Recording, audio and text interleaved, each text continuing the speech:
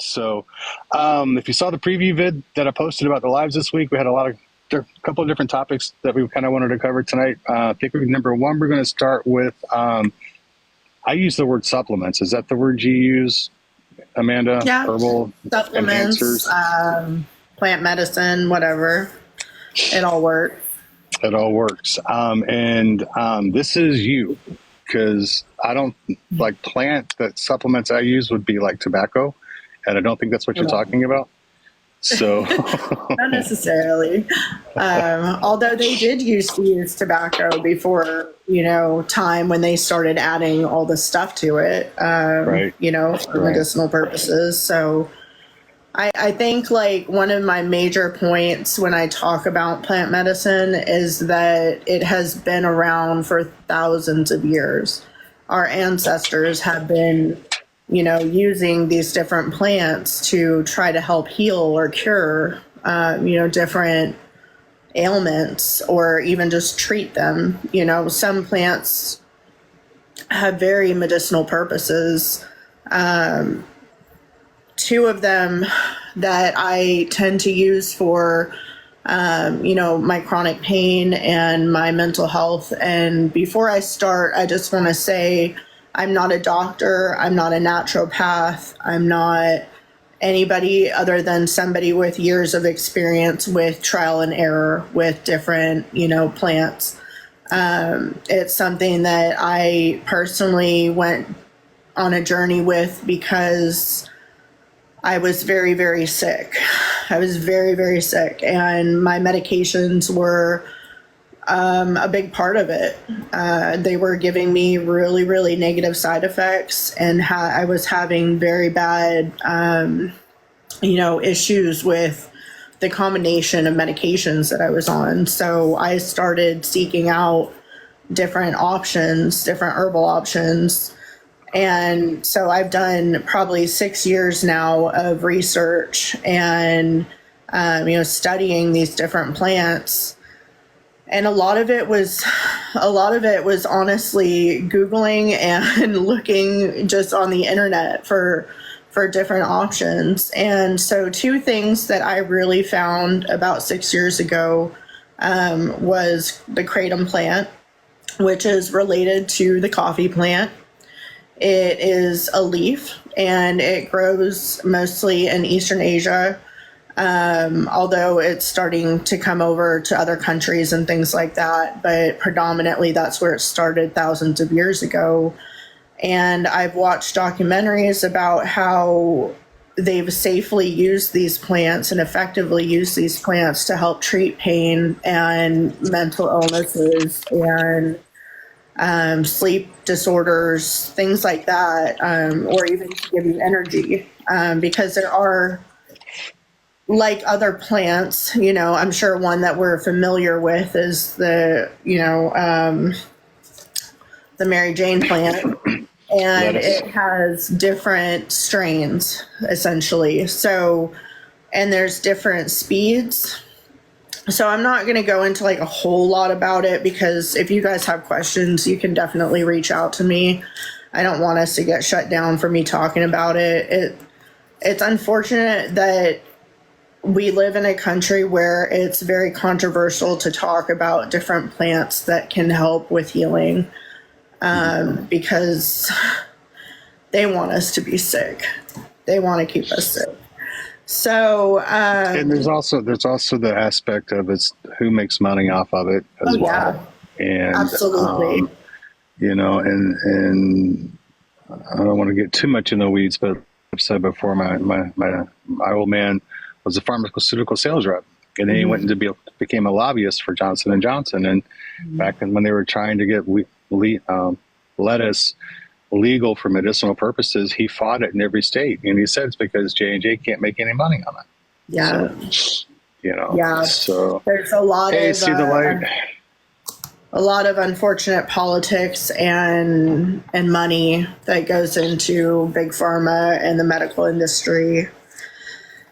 Yeah. So that does drive, the wedge between trying to find more natural things that are more potential for healing, versus take a pill that will keep you on this pill for the rest of your life, most likely. Which is crazy because I have a friend of mine, somebody I met up on Long Island, and they're an acupuncturist. They've studied like in Tibet, they've studied in India, they've studied in Turkey how to do like traditional, true. Thank you for whoever put that on my head. How to do how to do acupuncture, and they're licensed here in the States and all that stuff too. They're also a licensed herbalist, and some of these herbs are been used in Eastern medicine since like 200, 300, 400 years. You know, I mean, like for forever, and it just, and they're still used to some degree, and successfully, and it hasn't been able to make it into the Western states. But I feel that if there was a way to make a lot of money on it, that they would have, they'd be a lot more popular, you know? Yeah. Yeah, absolutely. I mean, we're seeing that in other states that are legalizing lettuce, and you know, in most states, kratom is legal. There is a handful of states, and then there are a handful of counties that have made it illegal.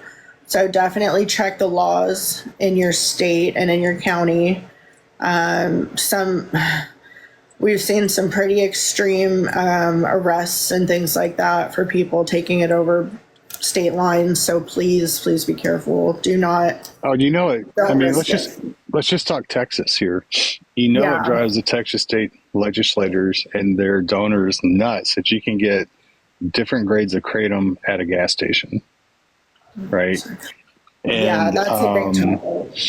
And you know, it drives them crazy, and they can't stop it. So, and we could go even further. Oh, thank you for that too. And say they want to make kratom and these other natural herbs illegal besides lettuce, right? But at the same time, they're okay with you going out and buying a lid or a gallon jug of Jim Beam. Yeah. That all kind of funnels into the money part of it too. Tobacco and alcohol. Yeah. You know, it's crazy, you know, so. I believe in the future, if we have one, that definitely lettuce is going to become more prevalently legal in other states. I mean, even in parts of Texas, we can get our medical card. It's just, it's expensive, and it's, you know, low quality. The THC levels aren't that high. It's very low percentage. So it's, I don't know. I'm still looking into it personally, but do the research because my current doctor now doesn't necessarily have a problem with it. His main concern is if I'm taking other pharmaceuticals that he didn't write. So that's my doctor. That's not necessarily everybody else's doctor. Right. So you have every right to ask your doctor what their thoughts are on different plant medicines like kratom or akuma. They may not know. Most of them are not going to know. And a lot of them are going to believe the propaganda, the negative propaganda against it. If you want good, cold, hard facts, I would definitely check out American Kratom Association's website. Kratom Stories podcast is another one where I did a podcast a few months ago, telling my story about me finding it and using it and utilizing it for 6 years now. My liver and my kidney are fine. I've done the blood work. Everything like that is good. I've had personally, and again, I'm not a naturopath, so I'm not saying go do this. I just want people to know that there are options out there if they are getting cut off their meds. It can especially help with withdrawal symptoms.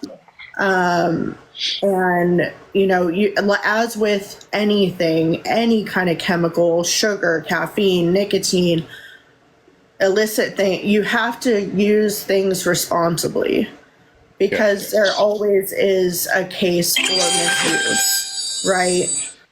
Yeah. So some people have misused this plant, and it does cause issues within the community. But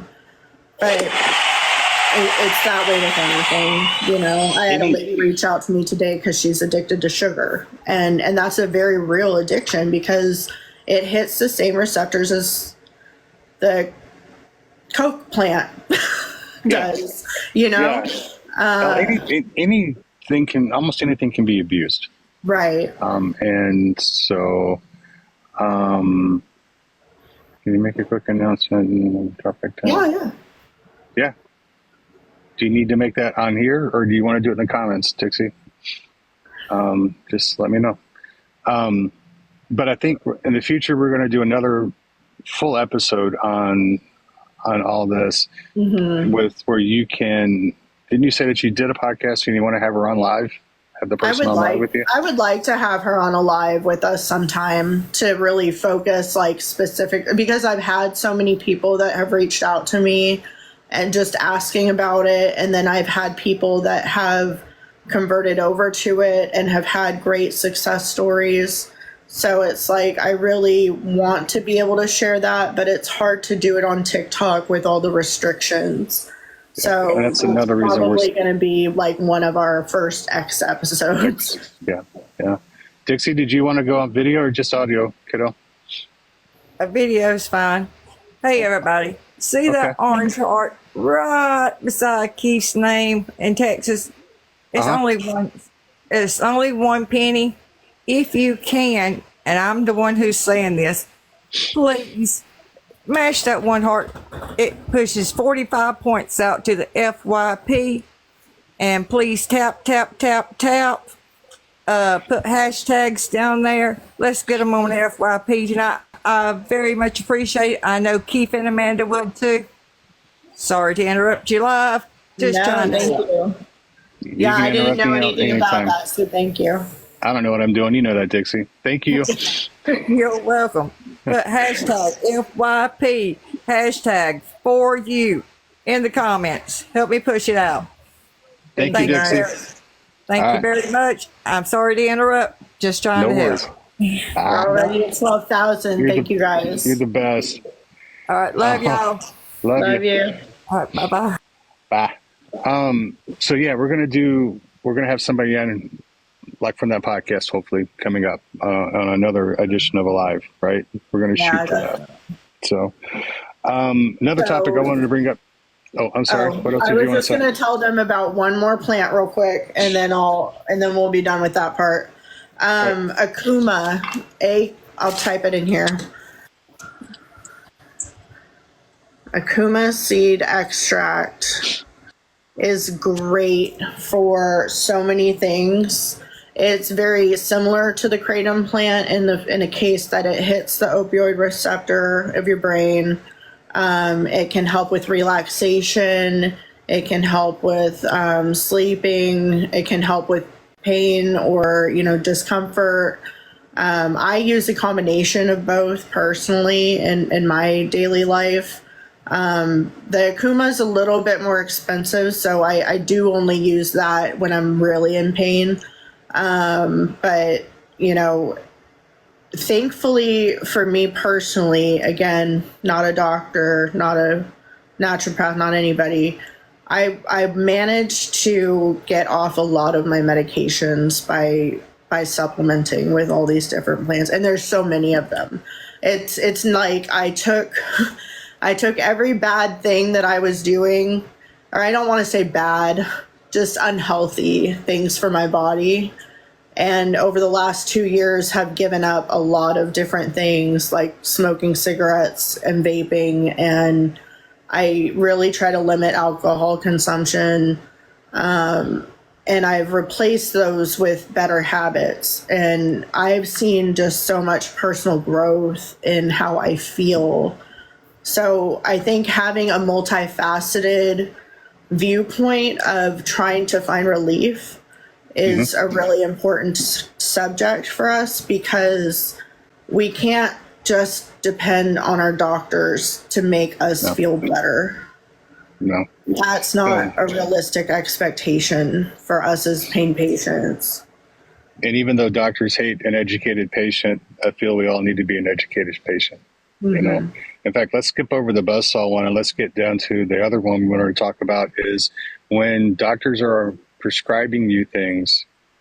And again, we're not doctors, we're not medical people, we're just lived experience. Go home, or when you get to the car, Google it. Just Google it and see what it says. There are some that, because like a lot of specialists may not know that you're like me and that I have asthma, right? Right. And some of the stuff that they write for me, it's not true black box warning, but it's serious warnings. If you have asthma, this may not be a good drug for you. Hey, Kat, how you doing? Google what they're writing to you, and if you have the opportunity, ask questions. You know, like Dr. Israel Pena, who I just recently fired as my pain doctor, because to me, my personal opinion, he was the worst pain doctor I've ever met in my life, was writing scripts for all sorts of psych meds for me, where he wouldn't increase my pain meds. He would give me any psych med that he thought might work. And there was some time with my depression because of him that psych meds can sometimes go sideways and make your depression worse. That's the last thing I wanted to be put in my system, you know, is something that could possibly cause my depression to go even darker, you know.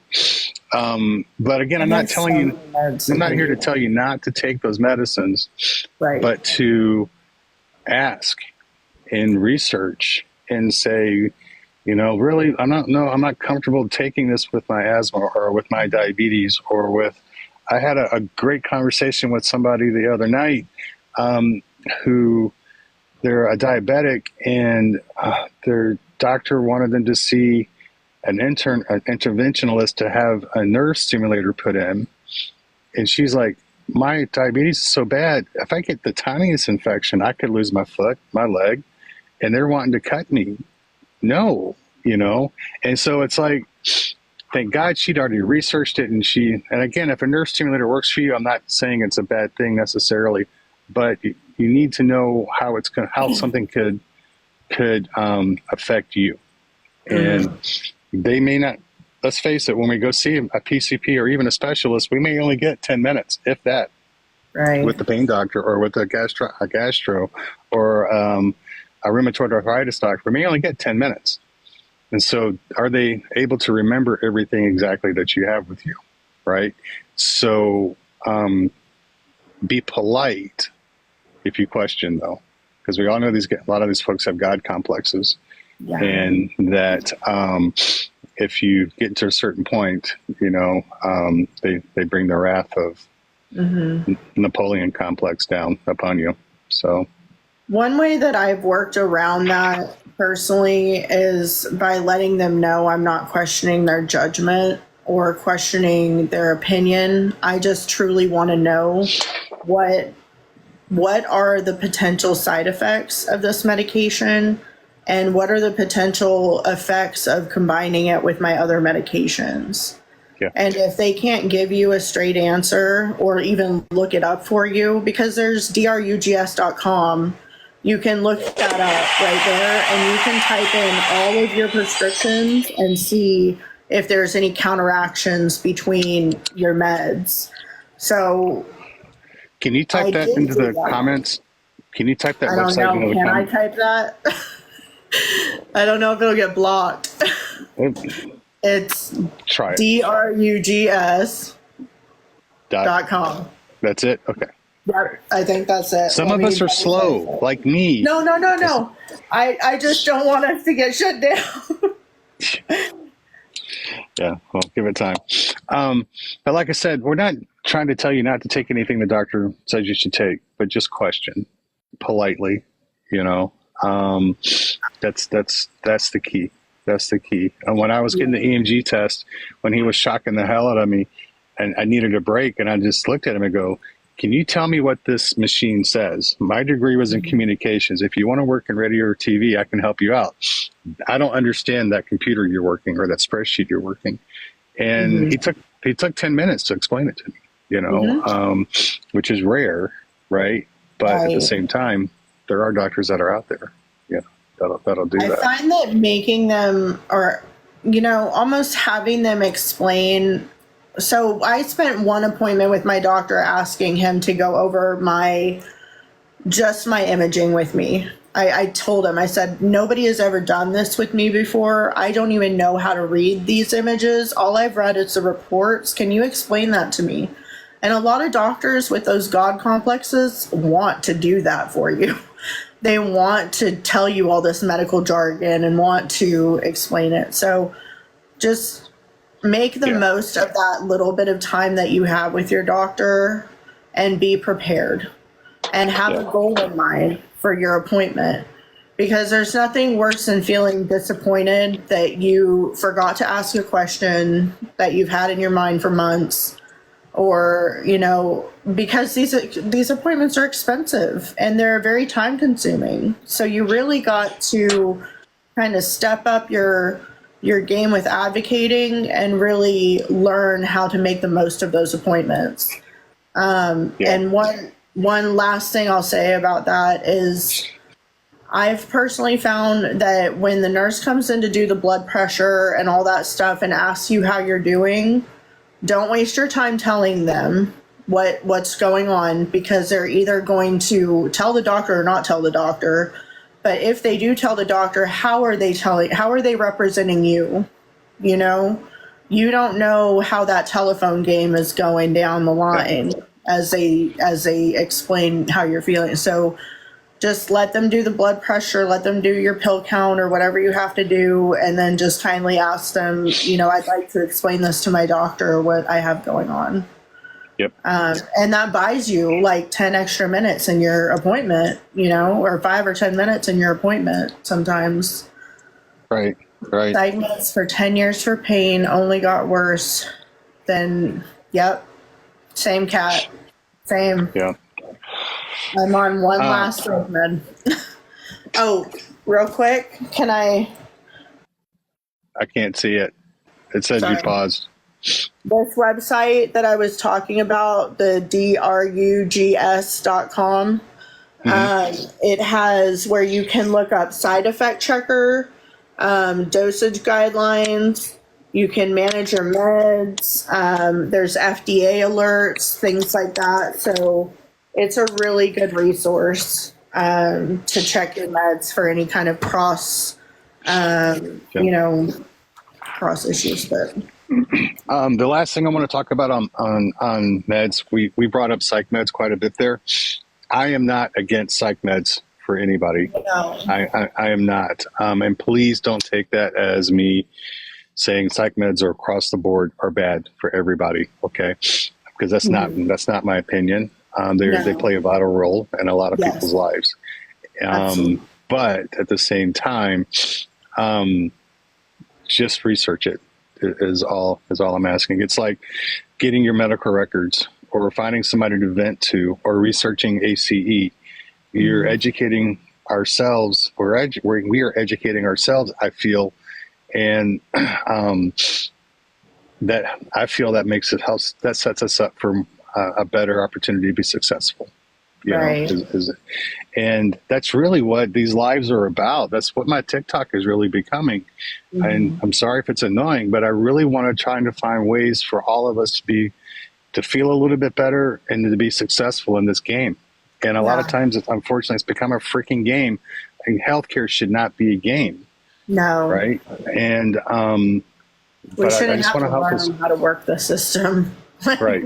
That just shouldn't be a patient's job. No, it shouldn't. It shouldn't. As I say that, though, let's talk about the buzzsaw now, because I'm not sure if they're still in the room here or not. But they went to their doctor. We had talked quite a bit about them checking to see if they could get some breakthrough meds. Right. They were going to talk to the doc about increasing the meds. And the more we talked, I suggested, how about just starting at some breakthrough? And they weren't familiar with the term. Like, if they give you 30 tablets for 30 days, see if they'll write you 35. And then on certain days, you'll get an extra one to take when it's really, really bad. And they presented their case well to the doctor, and they ran into a buzzsaw. Absolutely. And we had to be prepared for that at times. And I feel this person presented their case right. I feel they didn't go in demanding. I think they went in and, they're moving and they're having to do all this extra stuff, and all the extra physical activity they're doing is causing them to suffer more on different days. And the doctor still didn't recognize that. And that's tough. That is very tough. When you go in and you feel you've done everything right in the situation, and you still get cut. Another friend of mine, oh my God, we've been texting and forth the last week, and this person I know is an excellent advocate, not just for herself but for other people, and she got the shaft. And it was just talking to her and just helping her to understand that it's not necessarily our fault when we run into that buzzsaw, right? Yeah. The doc or the PA could be having a crappy day. You could be the 5th patient that's asked for more meds that day, and they're done. Right. They're just done, right? We need to walk out of those. We need to try to walk out of those appointments where we don't win like that, not mad at ourselves because we didn't do anything wrong. We can be justifiably upset at the situation, justifiably upset at the person who said no, the gatekeeper, right? But not necessarily we don't need to carry the weight of that no decision. Right. We carry enough weight, and we carry enough stress and anxiety that we don't need to. That's not our fault. Right. What can we do? We can try it again next month. We can try to start the whole long process of trying to find another pain doctor. And when I talk about finding another pain doctor, I understand how complex and how difficult that is. I understand that. I hear so many paid professional advocates on this platform say, well, just walk out, tell them no, go get another doctor. And it's like, do you understand how fucking difficult that is to go find another doctor? It's not that easy, or everybody would be doing it left and right. So yeah, I lucked out when mine left, that I only saw 2 doctors. Well, I saw 3. I interviewed 3, and the last one stuck. The first 2, I went in and I feel like I did everything that I should have done. But then, another thing, I do recommend recording your appointments so that you can listen back on them, 1 or 2 times, or however many times you have to listen back on it to see, okay, maybe I slipped up here when I said, yeah, I'm doing pretty good. Never. Yeah. Unless you really are, unless you're like in my shoes and I'm doing better than I was, then maybe mention it. But I think it's a tough thing. I think it's the relationship that you have with that doctor. But that's a very dangerous thing, Yeah. Dixie, you're right. Never leave that doctor unless you have another one lined up. You know? And that's what I did with Israel. Don't multiple scripts from multiple doctors. Like, that is a big red flag. If you're going to interview doctors, if the first one's like, I'll give you what you have now, find another one. If that's not working for you. Look for another one until you find the doctor that really is willing to listen or really is willing to help you. Because we all deserve fair and ethical health care. It's just a matter of weeding out the bad ones. I can't stress enough that I understand that finding a new pain doctor is not easy. It's very, very, very, very, very, very difficult. But when you find one, and finding a unicorn is rare, but if you find a good one, better than what you're at now, right? So, Right. unlike Dr. Israel Pena of Granbury, Texas, who to me was the worst pain doctor on the planet, which I found out. One of my followers did some research on him and found another review where they said that the reviewer said, Dr. Pena, if you're watching, that when you did the nerve stimulator, that you damaged their loved one, and if you wanted to do that to me, but you never told me anything. You told me everything would be fine. Mm-hmm. Anyway, that was just one review, and I have it screenshotted in case it gets deleted. Right. So anyway, but walking out of that,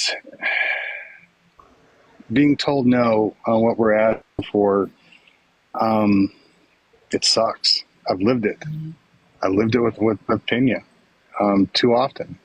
I was told, even though I was in excruciating pain, your pain is I'm managing your pain correctly, so I don't know hurting. So I've heard that. So I guess the other thing that I really wanted to get to tonight is the question I posted in the video today. When you should be golden, when you have a good doctor or a good team, and it feels like your body's falling apart. That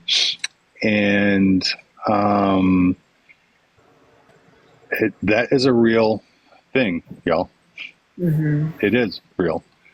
I'm blessed with the team that I have, but I have hurt more in the last week or so, over a week, than I've hurt since I've been in Texas.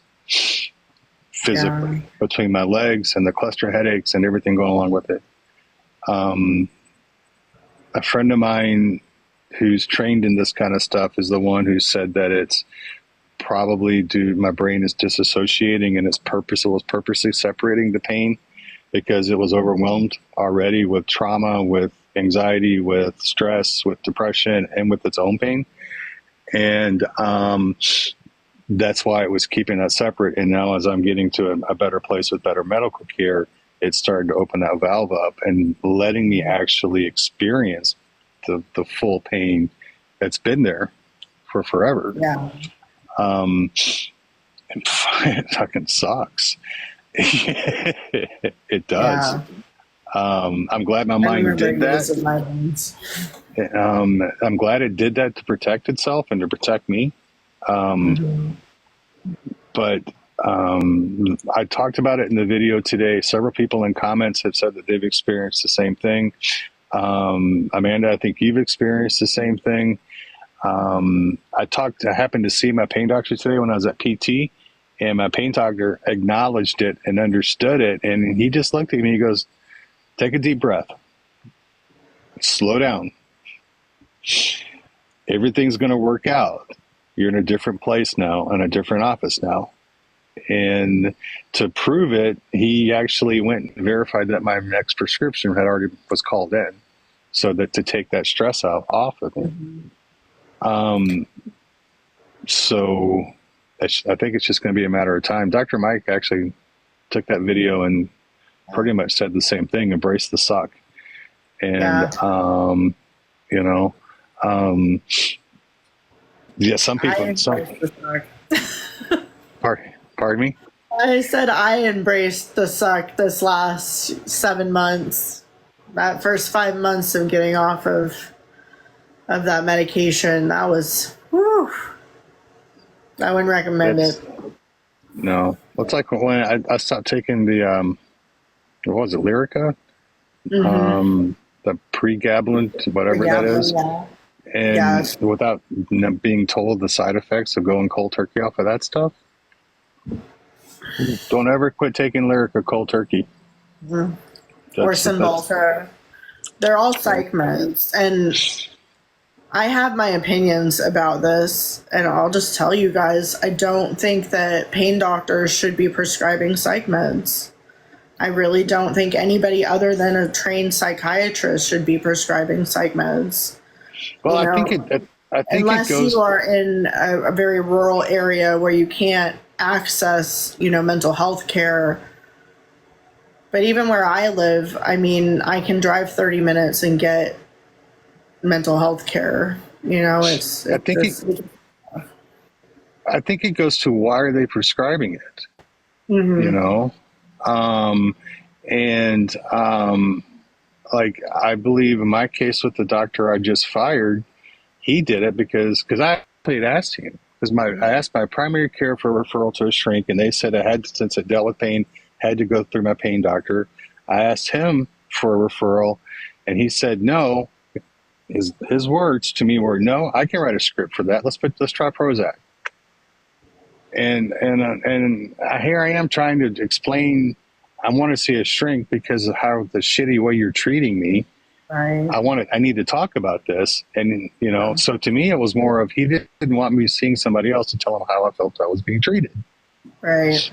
It's a level of control over us. And, it's, which is what he was really. Oh, I'm sorry. Go ahead. Yeah. Just be nice. So it's, and if you ask them, they're not going to give you the direct answer why they're doing it. Instead, they're going to beat around the bush, you know, especially this guy that I just fired. He's not going to say, well, because I don't want you to hear you talking to somebody else about the shitty treatment you're getting from me. But that's why it was, you know. He's going to come up with other reason, you know, which is just infuriating to me, at least, you know. So I saw a comment on here. Who was it from? Did I lose it? Sean was asking, anybody else having trouble getting their meds this month? Do you mean like from the doctors prescribing it, or do you mean because the pharmacy didn't have it? I guess that's two different questions, you know. So I haven't had any problems yet, knock on wood, you know. Yeah, I'm thankful that my pharmacy is through my pain management company, thank goodness. But I have to pick up my daughter's Adderall tomorrow, and I'm already nervous about that. Yeah. Who was I watching a video on today talking about the shortages and who created them? And it was a good conversation. Is it actual shortage in manufacturing or shortage because certain alphabet agencies have limited how many pills they can make, you know? I think that's a fair question to ask, right? You know, I'm surprised since I go to a small mom and pop that they're able to get the stuff that I need. That's what's surprising me, where CVS's and Walgreens are claiming to have struggling, you know? Right. So, and with that, is it that there actually is a shortage, or the fact that there are pharmacists that are playing God and controlling our prescriptions? And, you know, there's a lot of that going on too. And it has been for years. I've been going through that for years, with pharmacists not wanting to give me my meds and things like that. Yeah. Oh, yeah. It's like that's why I left CVS when I lived in Vegas. Was because the pharmacist said no to my Oxy and told me I had to buy Tylenol, extra strength Tylenol to try first, and if that didn't work, and he would fill the script for me. And that's not even legal. Like, they can't do that. That's what I'm like. I'm like, are you serious? And he's like, yeah. I don't know how they're getting away with this. And like, it's going to take all of us kind of standing up and really making complaints to corporate when that does happen. Those complaints to corporate are necessary for this to start evolving, because it has to eventually evolve into something better than this shit pile it is right now. I don't know if corporate cares or not, though, because, you know, CVS, Walgreens paid out a lot of money to get in settlements for dispensing too many, you know, and so a lot of them, or one of them in particular that I know, is going non-opioids, and like, how detrimental is that going to be to us as a community? And it's a big chain. It's a big Yeah, chain. it's like Or I like used to Walmart call won't them. even do the codeine syrup anymore. I They had used a to call sign them the other day. food deserts when I lived in Vegas because just let me go. There's a reason behind this change, y'all. In low income areas, to get groceries, people had to go to 7-Eleven to get groceries, Yeah. or Dollar General and pay out the wazoo to get groceries because grocery stores wouldn't come in there. And that's where I'm afraid these mega chains are going to stop selling the pain meds that people want, or they're going to stop there first, and then they're going to work their way out to, so these people are going to have a hard time getting nutritional food. Then they can't get their meds. Then what happens next, right? Yeah. So I'm sorry about the tangent there. That's just the way I see it happening. No. Yeah. That's a really good point. I've watched So documentaries on food deserts and the lack of nutrition in certain areas of our country where they can't access produce and things like that, or they have to ride, the train or the bus for an hour to go to a store to get fresh produce. And I can't believe to some extent that that's still going on within our country. Like, it boggles my mind. It's all over, and unfortunately, I've run into that. Like when we would deliver groceries to people that needed groceries during the pandemic for free, and because people are having to go to these food pantries, and moms have to be on a bus, like 4 or 5 buses with their kids, and carry home a 45 pound box of food. Just didn't happen, So that's a whole another weed conversation. Right. Deep in the weed conversation, not weed conversation. So, all right, y'all. So throw some topics in the comments, and let's bring them up tonight. Because it's early. We get through our stuff early tonight. That's like really rare for us. Can't finish because I can't drive. Yeah, that's below average. I get that. It's so yeah. So yeah. What else happened? What was that? I think we can talk about Thursday. Miss Blue Whipple, she's in here this right now. She'll be our guest Thursday night. Yeah. All her story with Lyme disease and everything else is just incredible. Next week, Mama Chihuahua was here. Jolene was here earlier. She'll be the week after that. Her story is incredible. I love Thursdays and people sharing their stories. I find new people to look up to every week, and they're really powerful. Moonchild. I don't know. Maybe that's a story for another day. But yes, I have ended up in the emergency department from withdrawing.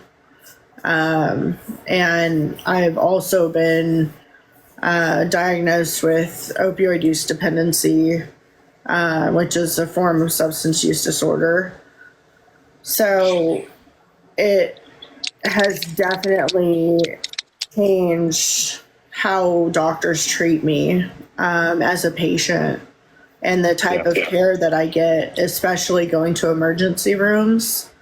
And especially because the fact that I've been doing this for 14 years and know how to mask my pain very well, it's like a trifecta of just not a good situation, But I had seen a comment, and I had responded to that comment with Michelle about how she had said that people with substance use disorder can get free needles. Keith and I both have experience with people with substance use disorder and have had loved ones and had our own stories with it. One of the things about our lives, and maybe I'm speaking out of turn, is that we want to support all communities. that are struggling with chronic illnesses. And Yeah. in my personal opinion, substance use disorder is a mental health condition. So it's emotional for me when I talk about it because of the type of care that I've gotten over the last 6 years, and finally crawling out of that deep, dark hole and finding a doctor that's willing to actually listen to me. And the doctor that I see right now, full disclosure, is called an addictionologist. He's also pain management and he's also a naturopath. But he had said the whole thing about changing the name to substance use disorder. What does that make him? And I told him, I said, that makes you a good doctor that's willing to listen to people that, that are struggling or that are hurting. Okay. Be it mentally or physically. We're all hurting in this community. And there are a lot of people that have the comorbidities of substance use disorder and chronic pain. So to try to separate that or separate our communities, I feel like is doing us a disservice, because if we all work together to put a face to what we're going through, then maybe people will actually see us and realize that substance use disorder, it lives in every community and every facet of from blue collar to stock people, to nurses, to doctors, to police officers, to teachers. Like, not everyone looks like a person with substance use disorder, Yeah. There's derogatory terms that I'm trying to withdraw from saying, but not everybody looks like they abuse drugs. So it's really, I don't know. I'm off my soapbox. I guess my soapbox with SUD is, I want to make sure people who are in pain or who are having problems get treated, get the help they need, regardless of if they have SUD or not. And in a lot of situations, they aren't. And that's the fight that I am going to fight for, or how long I have to, One last thing. I think we also, as people who may have not dealt with substance use disorder in their lives or had loved ones that have dealt with it, do not realize how incredibly fucking hard it is to get help. It is not as easy as going to get free needles. It's not as easy as, there are people who truly want to get better, and to truly try to get better from that is so incredibly hard. And the medications even that they give you for like methadone, Keith and I as pain patients can get a prescription for methadone and go pick up a script for methadone. We don't have to go to the clinic every single day. People that are trying to get off of illicit substances and using methadone have to go to the clinic almost every day to get their meds. Like, I think it's really a misinformed subject to think that it's easy for them, because it absolutely is no easier for them than it is for us to get the meds that we deserve. Yeah, I think and there's, how can I say it? Let's go back to the methadone. There's a stigma for taking methadone for pain. Mm-hmm. I was on it for a little bit. I was woefully under-medicated with it, and that's why I wanted off of it. When it worked, it worked. Mm-hmm. But when I went to my local pharmacy in small town Texas and I picked up a methadone script, man, the looks I got were like crazy. Oh, I feel that. I'm currently on a fentanyl patch. Like, the word fentanyl is a dirty word in America, and it's really sad. It's really sad, the kind of propaganda that's coming up against fent, because for me personally, it has been a life-changing medication. It has given me back parts of my life that I had never, ever thought that I would have back, and relief that I never, ever thought that I would have. So it's really, I wish they would just call it something else, because it's not even that, like it felt like an attack on, they had to make an attack on a brand name of something to try to make it look worse, and yeah. Different subject. Somebody asked about chiropractors. Oh yeah. And I'm actually, my pain doctor that I'm seeing now hired and has his chiropractor that he used to pay to go see now works for him in his clinic. I am a fan of chiropractors, but I'm also a fan of trying about any damn thing I can before they cut on me. Yeah. Does that make sense? Yeah. And they're going through different types of procedures with me and PT to not like do compression where they're like cracking bones and joints and everything like that. Because I either have metal in me or I have bad other discs or whatever. So he's being very careful, but I don't have a problem with it. But that's just my personal experience with it,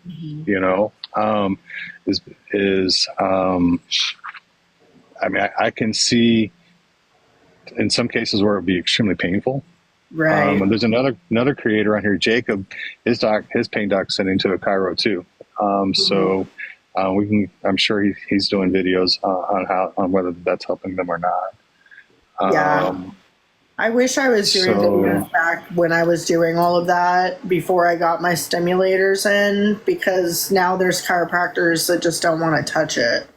And for good reason. I mean, if they crack my back with the scar tissue and the stimulator leads, like, it could paralyze me. So I think it's also really important. One thing that I've learned from going to different chiropractors, I recommend, and again, I'm not a doctor or anybody, but I recommend making sure that you get imaging done from the chiropractor. There are definitely chiropractors' offices that are equipped to do imaging. If you don't find one that can do imaging, bring your imaging and see if they can look it over. Because there are, as with any profession, there are quacks out there. And so, because there are, as with any profession, there are quacks out there. And so it's important to do your research on what chiropractor you go to. I had an excellent one in Austin, and I paid him a butt ton of money when I worked. And it worked for me. I did chiropractor work at least 3 to 4 times a week, though. Like, we were literally trying to get my body back aligned, because it was like this. He had to, is tilted so that they can try to get it back to where it needs to be. Because when your spine is misaligned, it often can lead to nerve impingements, and your nerves go to every part of your body and control so many things within your body, even how your stomach functions, how your heart functions, all of those things. And if those nerves are impinged, they're not getting accurate signals to function properly. So people. Yeah. It's the same thing with acupuncture. I wish I could find an acupuncture, a decent one in DFW. I'd go in a heartbeat. It doesn't last forever, like a day and a half, but it's a day and a half that I'm not having to take as many pain meds, but I'm really important picky. to look at it from that perspective too. One thing that I've really been trying to focus on is just one day at a time, and just trying to find the little bits of joy within that one day. Because if I worry about the future too much, if I wrap my mind around that or even try to, it makes me want to explode with anxiety. So I try not to think about it too much. Yeah. So, I would, Definitely. Dixie, we're going to keep you in our prayers. What state is your daughter in? I'm just curious. Because that's not good. I'm not sure if you saw, Amanda. Her daughter's having a hard time No, with her I'm pain just. meds and is having Um, to go elsewhere to get relief. So, and that's not a good thing. So, how okay. So, how old is your daughter, if you don't mind me asking? I'm not. Maybe we can talk outside of this because yeah, I don't know. I may have some advice, but yeah. my daughter is 12 and she's going through her own issues with back pain right now and feeling very dismissed by her doctors, and it's crushing me to watch her go through this. So I feel for you, Dixie. Yeah. She's 29. Okay. 29. Yeah, let's definitely talk in the private messages for sure. They message me and we can see through the networks and stuff, well, if there's anything. So, and this is going to sound cheesy, but if you need to just vent, just reach out to myself or to Amanda or somebody, Yeah. um, Find your person or find your people within the community. We're not all gonna get along kumbaya. Like, I know there's probably people that don't like me out there and don't like Keith, but I think the majority that we've found do. So you've just got to find your tribe, you know? yeah, yeah. And it's so important. And doing this is helping people connect with each other. And that's really what it's about, is finding that connection. Yeah, it is, Getting it out. to see. I think I just sent an invite to somebody on accident, but anyway, yeah, just get it out. Yeah. So Debbie, is your doc not being responsive to you, or everything you tried just isn't work? Just curious. Yeah. Jamie said that it's gone too far for chiropractic care, being misdiagnosed for 3 years, plus gaslighting. Doctors gaslighting and doctors never admitting that they're wrong or that they don't have an answer will always drive me crazy. It just drives me crazy,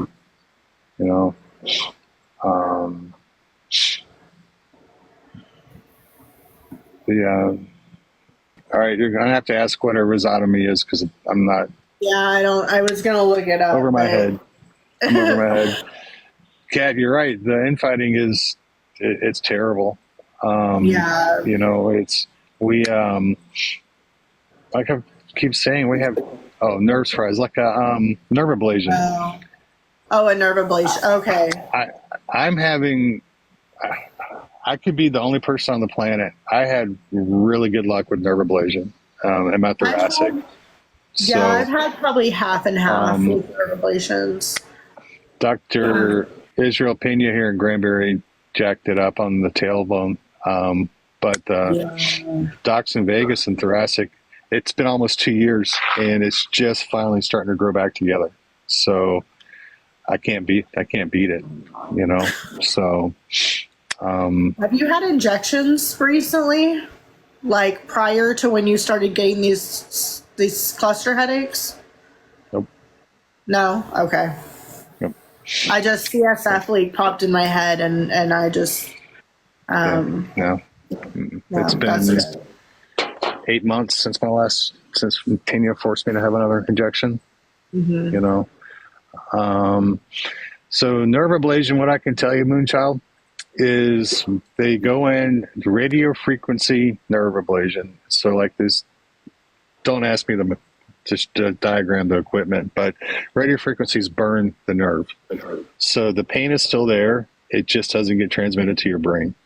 And I was told when they did mine in my thoracic, it could go anywhere from like 8 months to a year, a little over a year, before the nerves grow back, because your nerves are intelligent. They're going to work to find each other and grow back together. Then they go in and do it again. The problem is every time you do it, the nerves learn. So they will eventually learn to grow back in difficult ways so they don't get burned again. So they'll go around other places, bones or whatever they can find to make it more difficult. So it's not a permanent solution. It's a solution that typically has to be done on a semi-regular basis, whatever that is for your body. But it worked and it's like they did it, and then it was like really uncomfortable and sore for like 3 or 4 days there. And once that, just the tenderness of them probing inside of you is what was bad for me. And then over time, I realized, hey, I don't know, I can sit behind the wheel of a car and drive, and I don't have my heart attack feeling coming across my chest. And so that's what it worked. Now, when the doc here did it, he missed. I don't know what he burned, but he didn't burn the right one. Even though he said they had the best equipment on the planet, that it never messes up, it didn't take. So, I feel Israel Pena is a real, like, this is gonna work. He really, that's like his mindset is like, I'm gonna fucking fix you, and it's not true. No. He didn't care what was wrong with him. Just a Lulu, He didn't. The last time I went in with the knee pain in my thighs, I had to beg for an MRI, and he's like, "Well, why? A nerve stimulator will kill. You won't feel it." Okay, but I want to know why I'm having it. Well, why? A nerve stimulator, if you'd have done it, you wouldn't be in pain. You're missing my point. I want to know what's going on. Yeah. And he finally gave me the MRI. He got his money though, right? Kendra Miss Blue Whiplash brought up a good one. Radio frequency, or not, stellite ganglion blocks. I have had multiple stellite ganglion blocks. In reality, it was because I was having neck pain that would radiate up into my head and like the back of my neck and everything. And then down into my shoulder and my arms. So they did the stellite ganglion blocks to help with that. What I really feel like it helped with was my PTSD. And they're doing more research and more studies on how burning that ganglion, nerve branch can help with PTSD. But I think between that and the ketamine treatments, that really, and therapy, but I haven't, and I told Keith too, because I used to get really, really bad migraines to the point where it's landed me in the hospital a couple times. But I got my daith pierced about probably 5 years ago, realistically. And I have not had a major migraine since I did that. Now, I was doing the ganglion blocks around the same time, so I can't guarantee that was what it was, but my piercer also struggled with migraines and did his own and has had the same success himself. And what it is it's a pressure point within your ear, and they just pierce it. And when I do feel like a headache or a migraine coming on, I'll just mess with it, and it magically just subsides. I don't know how to explain how it works, but it's worth a shot in my opinion, because it's probably one of the cheapest things to try when it comes to migraines. But definitely, Kendra, for sure. The only thing that worked on the true migraines that I had, because I was having them back in Vegas, like periodically for 2 or 3 days they would last, and then one lasted 31 days.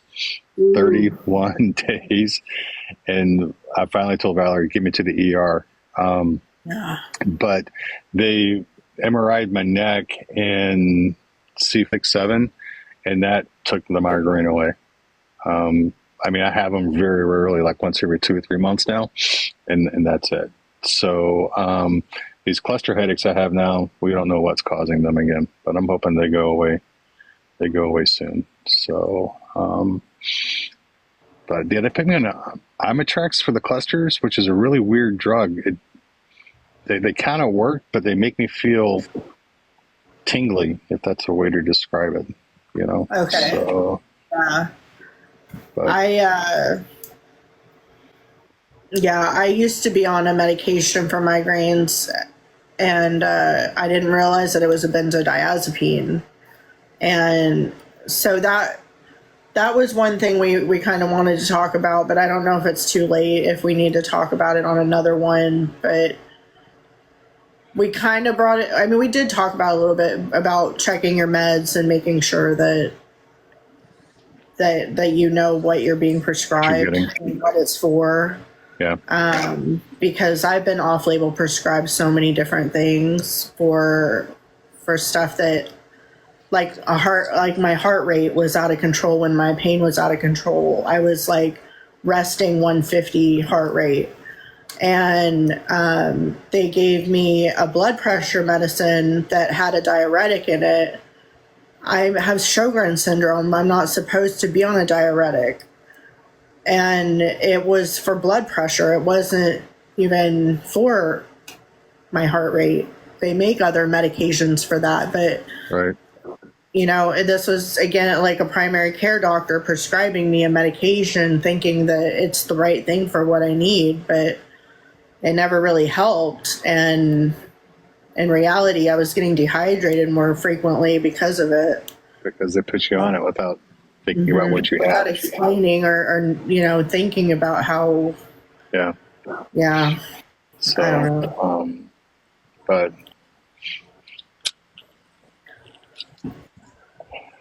so I don't know. What time is it?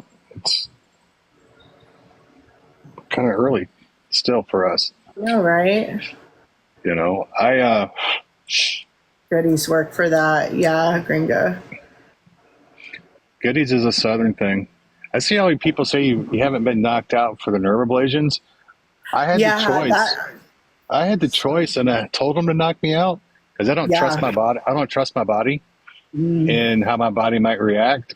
And I was just like, just knock me out. Just do it. I've had like nerve blocks done because before the nerve ablations, they would I had to go through 2 or 3 series of nerve blocks to see if it would work.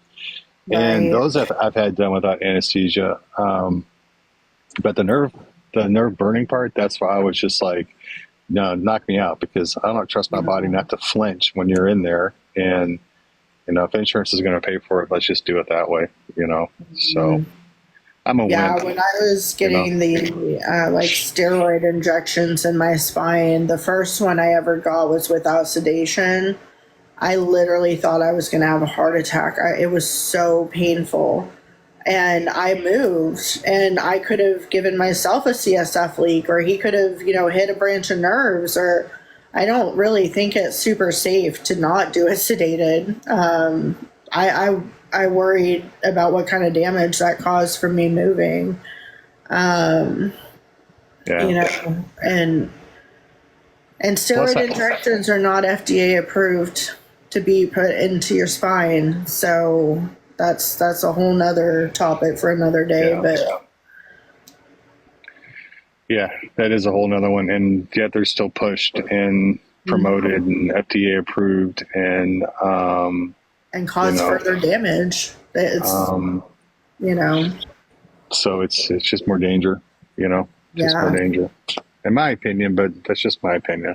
Yeah. So I know a lot of doctors that are like, since I've started advocating for not putting things into my spine, or not, you know, unless I have a major collapse, you know, like a major issue where I have to have reconstructive surgery or things like that, I am personally never going to let them put anything else in my spine after what I've been through with the injections and the ablations and the nerve stimulators. And, you know, I learned some fun, interesting facts about my stimulator today. Like, I'm not supposed to be driving with it on. That's kind of an important fact they should have probably told you before they put it in you. Yeah. Just Or that my I can't opinion. get MRIs anymore and I have a brain injury. So I'll never be able to get an MRI again because this thing is literally glued from scar tissue into my spine. And the other thing they don't tell you is if you have conditions, like connective tissue diseases that cause you to build up scar tissue, if they try to take these things out later, the leads, if they pull on it just wrong, it can paralyze you. So there are major. I think sometimes we feel like surgery is the best option, and I think that's something we really have to internally think about, the consequences that can also come from going under the knife. Because a lot of times we're in that desperation mode where I know I was so desperate for relief. I would have let them put fucking anything in me if it would have made the pain go away. But that's I think that's where a lot of us get. I think there's two sides, and I'm not trying to generalize our community in a bad way. But I think what happens is, one is people will go in, the doctor will say, hey, we're going to have to do a nerve stimulator, or we're going to need to do a fusion, and that's the only relief you're going to get. And people generally trust what they say. Say, okay, I'll get it done. And then I think there's a huge gap. And then the other side is we have done A, B, C, D, E, F, G, H, all the way through the alphabet. All these different things we've tried, and we are still it's none of it's worked, and we're done. And that's when we say, fuck it, cut me. Just cut me. Just do it.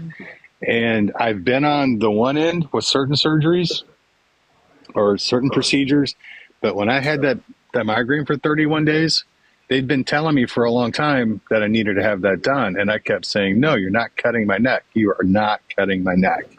You're not doing it. And I fought it. And then finally I gave up. And I'm brutally glad that I gave up, because that ended it, Now, when I go to the TSA at the airport, because I've got the metal up here, Right. and I almost always have my hair up, I have 60-year-old dudes with rubber gloves rubbing their hands through my hair because they're detecting metal up in there, right? And it's not me. Yeah, I get a pat down every time I go to the airport. It's the weirdest thing. It is. It makes you feel like you're doing, like you were pulled aside for, doing something wrong. I'm just not used to dudes in their 60s running their hands through my hair, fingers through my hair. Well, yeah, there's that. It freaks me out. It does, Yeah. And I'm okay with different genders and different sexual orientation. I'm fine with that. For an old white dude in Texas, I'm extremely liberal when it comes to that. But for me, when these guys are doing this and they're doing that, I'm like, dude, just wave the little wand right there on my neck. It'll buzz because it's right here. It's just funny. But I think that's where we are, where the community is as a whole, and not in a bad way. We're either going to agree that yes, we need it, or we're going to be like, fuck it, I'm done. You got to do something. Is it cutting me? Because Valerie would tell you, I was against having my neck cut on for years. And I feel you. My mom had a cadaver bone put in her neck, and she swears by it. But she had a good surgeon, and that's a whole nother thing. Is you have to interview your surgeons. Don't just, I don't know. Yeah. Just accept that this one surgeon is going to tell you something. If it has to do with your spine and you can get a second opinion or a third opinion, I know that's extra work for us. But going under the knife is a huge, huge deal, especially when they're touching your lifeline, which is your spine. Well, that's why I didn't want to touch on my neck, is because that's what I was worried about. If something goes sideways, Right. it that's an important part. But I've had doctors tell me in my thoracic that they won't fuse my thoracic. Won't fuse it because the procedure would involve cutting my ribs to get to the spine, and they're like, it's 50-50 whether the fusing is going to work, and then you got a 6 months to a year recovery just for your ribs before we're going to find anything's done. Yeah. So. Not to mention post-op infections. They can be.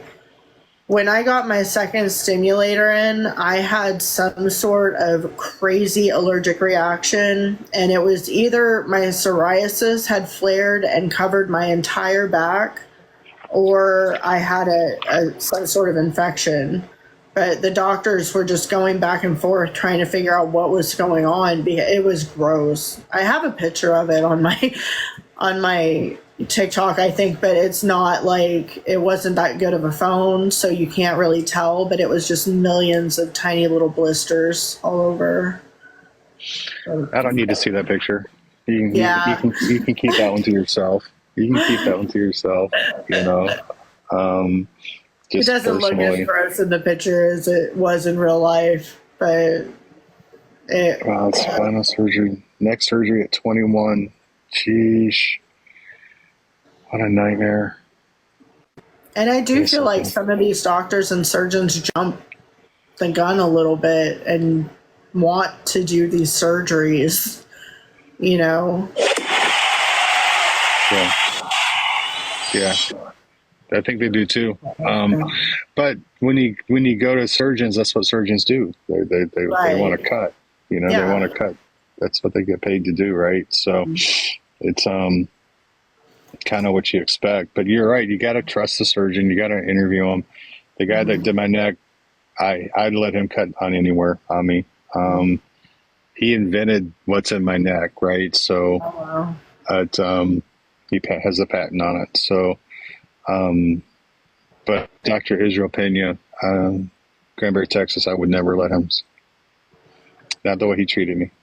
I even let the doctor, I remembered this the other day, that I even let the doctor that cut me off of my meds and put me on Suboxone, I let him go in a couple times into my spine. And I was like, girl, what were you thinking? Like, really? He literally just came out of college, and you're letting him touch your lifeline. Like, so I don't know. I've been going through this for 14 years, so I was in my early 20s when this happened, and I was very naive to the way the system worked and how, I don't think your age had anything to do with it. I think we're all naive in how the system works. That's true. I think we didn't have this either. We didn't have this, and I didn't have people that could share their stories and tell me about all these things. Like, I didn't have this. I had no idea what a pain interventionist was until this app, right? And when Dr. Pena, Granbury, Texas, who I fired because I didn't like the way he treated me, because I felt he treated me terrible. When his door says pain management, but he walked in that one day right before I fired him, and his scrubs had changed to pain interventionist, I was just like, no shit. Yeah. No shit. So I think we all get to a point within this journey where we're just done. We're done putting up with certain things. Yeah. And we've learned over time of being in the system and being, gaslit and treated the way that we do. I think we all come to a point where we're like, I don't want to do that anymore. Yeah. But I think it goes back to where we just have to work out a plan to find somebody who doesn't gaslight or who's not an interventionist, which is difficult, which is very, very difficult. I get it. I totally get it. So, Darling, that's going to be a major surgery, L1 to S1. Yeah, Oh having my all the God. hormone removed. I know you know this, but please make sure you get your pain management lined out for after your surgery. Yes. Get it in writing and hopefully pick it up the day before your surgery so you actually already have it. And so you're not having to fight to get adequate care after that surgery when you're in a position where you can't, you know. Tammy was here earlier. Recommend seeing if you could pick it up a few days before, you know, if you feel like you have the self, what is the word that I'm trying to think of? Being able to control yourself enough not to take those meds before your surgery. You know, if you can do that, I would try to pick it up a few days, because you never know if you're going to run into issues with the pharmacy not having it, or, you know, the pharmacy not wanting to fill it and having to get with your doctor to change the script. Like, if you can do it a few days in advance with your doctor's approval, I would really recommend trying that first, especially with some of these larger pharmacies that we're having issues with getting our meds found. Yeah, that's why I would definitely try to get it to way too many horror stories. Remember Tammy, the very first person that was on Thursday nights with me, Invisible No More, after open heart surgery, they sent her home with Tylenol. So that's a nightmare, you know, because, and there are horror stories about not just heart surgery being sent home with Tylenol, any kind of surgery being sent home with Tylenol. Like even like kidney stones, when they go to blow them up, you know, Tylenol. And I've had that procedure done, and I've been in the hospital and they give me morphine while I'm waiting to have it done because of the pain. And then now they're switching people to Tylenol for that.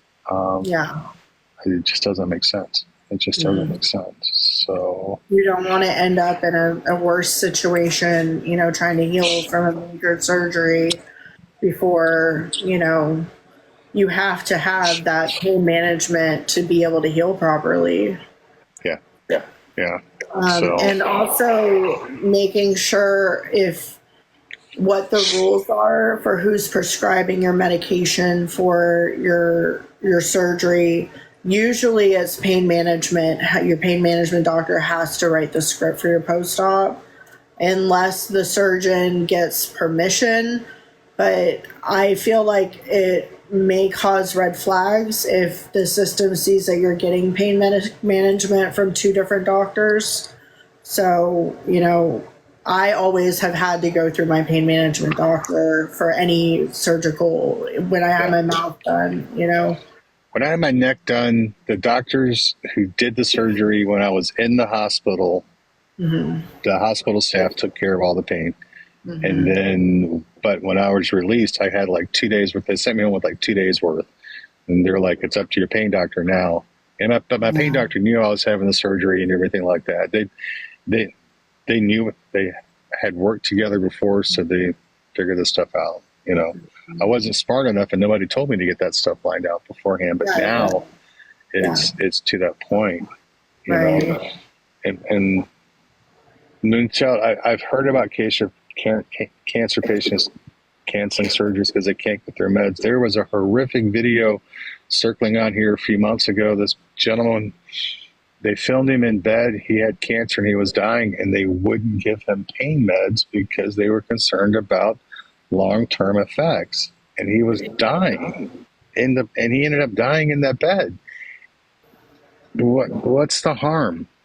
Yeah. There isn't any, you know.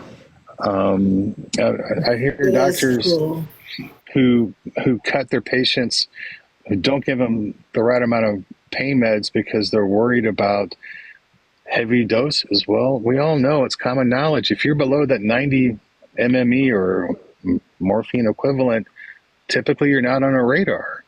Right. And doctors know this, but the one I fired kept me at 43 and told me that was a potentially deadly dose of methadone.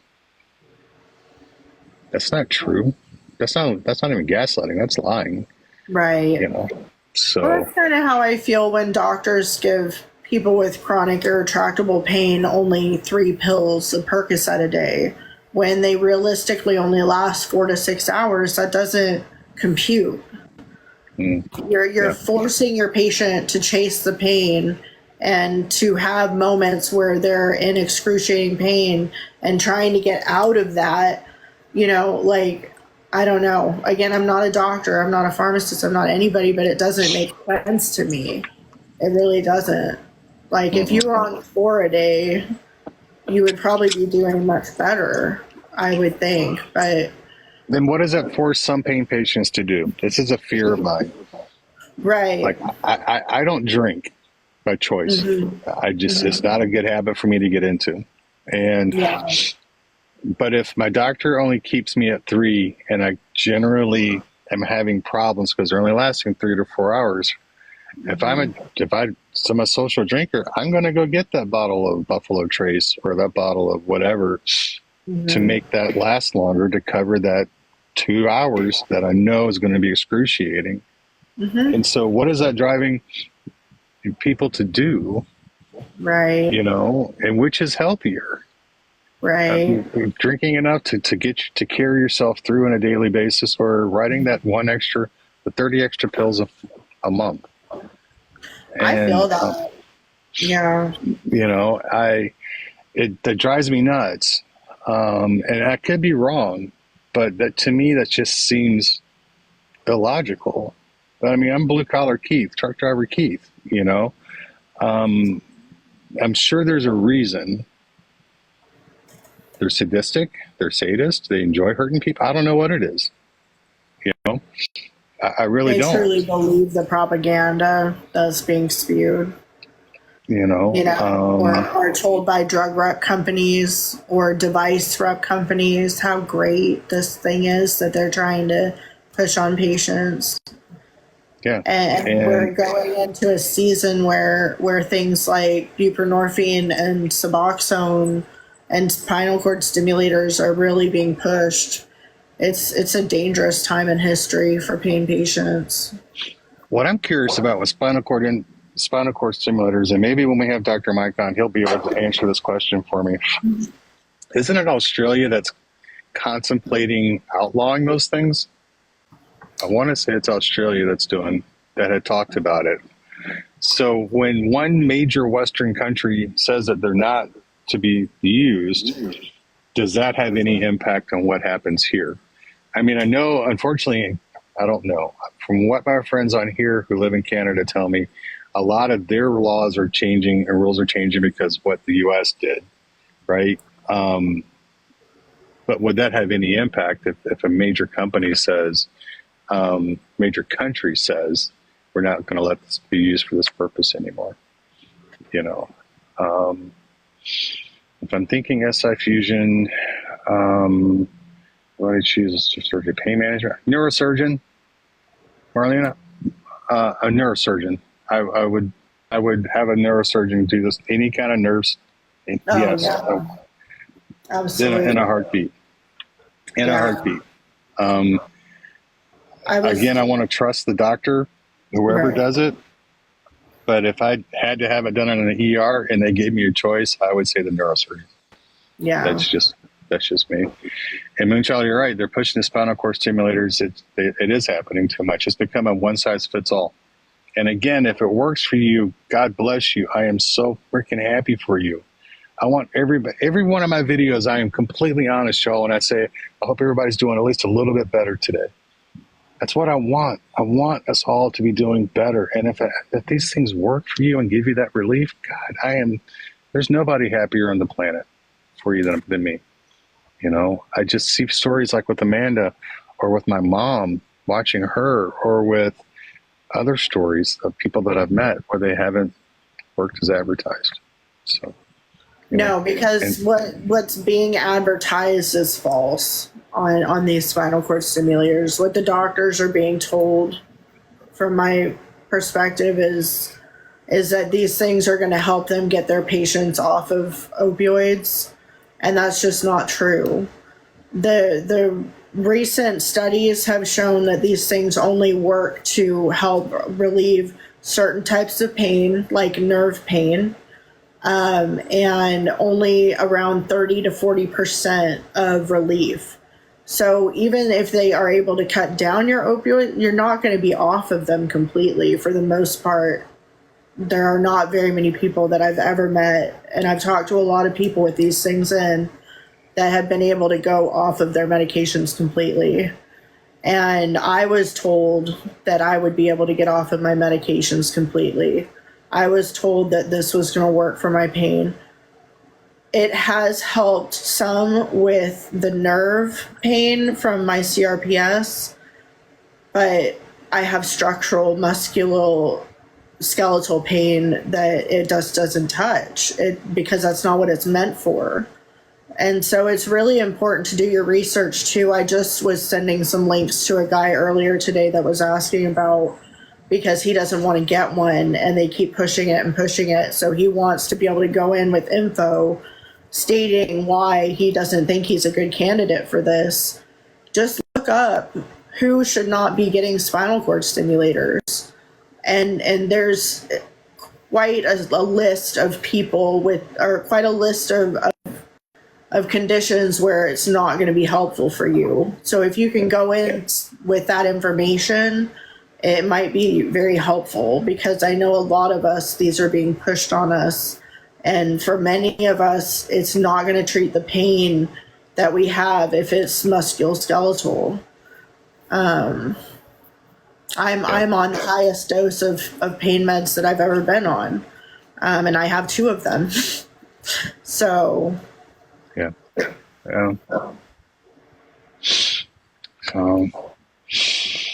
All right, kiddos. Tap out. Yeah, I need to get some meds in me. There's no issues to pay for them. Yeah, Phoenix, you're right, because they don't work like they're supposed to. But there's so much money there. There's so much money there that it's crazy. And it's like we're guinea pigs, and it's like we're renting. It's like we're the ones that pay the bills, and buy the beach houses and the Maseratis and the Mercedes, and guaranteed income. So, unfortunately, so. All right, y'all. Thank you for coming and hanging out tonight. I was rough today, and you guys for the past hour and a half or so took that away from me once again, and that's invaluable to me. I appreciate you guys for doing that, and for putting up with my hair is all jacked up tonight too. So, Amanda, do you have anything that you want to get out in passing and parting? I think I got most of it out tonight. You got most of it out? All right. I'm going to do a shameless plug for Thursday. Miss Blue Whiplash is going to be joining us. Kendra's got a hell of a story, y'all.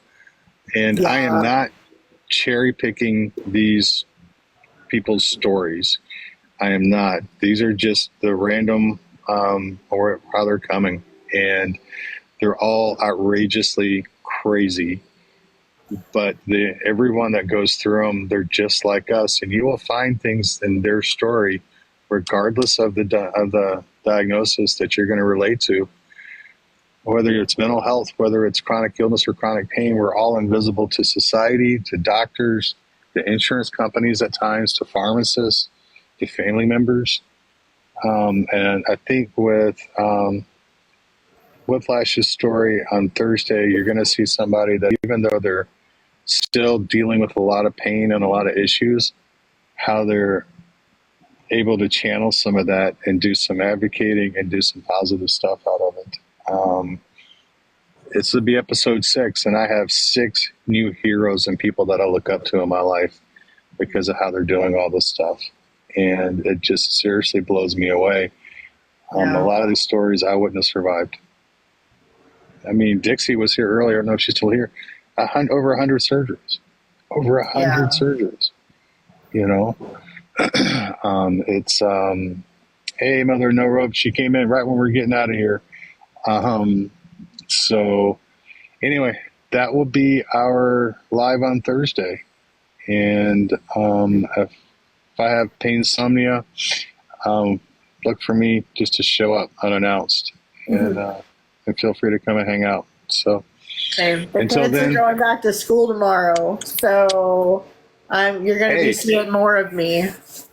and you guys might get to hear me bitch about more things besides pain. Actually, I'm going to go see a therapist tomorrow. Yes, I am very excited for you and nervous for you.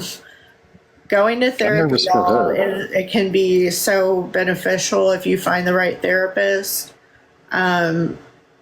But it's a lot of very deep feelings and emotions that come from letting that stuff out, So I think she's going to get an education on medical PTSD and medical trauma.